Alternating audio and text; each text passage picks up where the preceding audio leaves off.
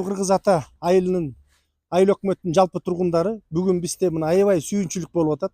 Өткөндө билесиңер, бир жума мурун кайрылуу кылдым эле ушинтип Минздравтан бизге штат бөлүп берип атат. Скорый машина алышыбыз керек десек, мына Борконун элине рахмат. Марсель Иманович баш болуп, айыл башчы төш болуп, элдер мынакей колуна кол, бутуна бут болушуп, мына баары чогулуп бир скорый машина сатып келиштир.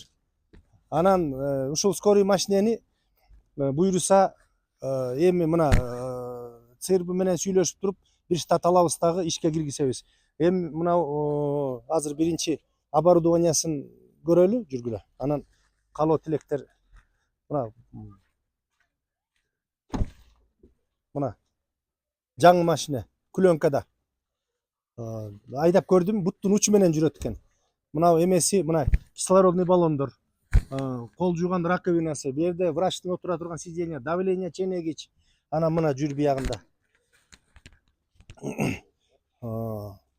Бүт эмне керек болсо, жанакы кан сордуруп аткандар, канап аткандарды кан сордуруга турган эмес экен. Мынакей шинага кое турулган оборудование экен, эмеси менен, бинттер менен, носилкалары менен экен. Бүт комплект. Мына маякта дагы медицинский бир оборудованиялар бар экен. Мен эми аны түшүндүрө албайм, докторлор өздөрү билсе керек. Иши кылып, мына жаңы машина келди.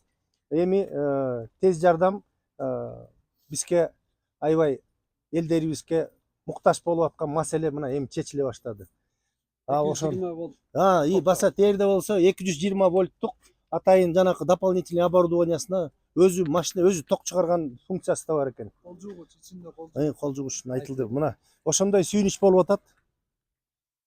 Болду өзүнө эмес. Пробег 0 пробег. Масло айтпадымбы?